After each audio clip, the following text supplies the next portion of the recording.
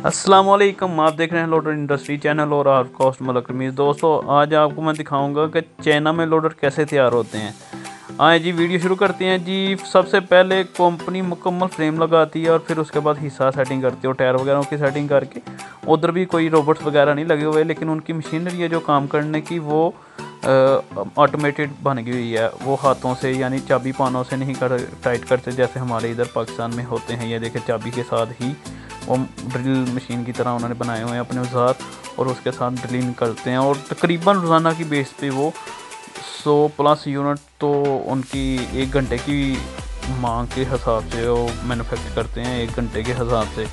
और ये आपको जोंगशन कंपनी का मैं व्यू दिखा रहा हूँ।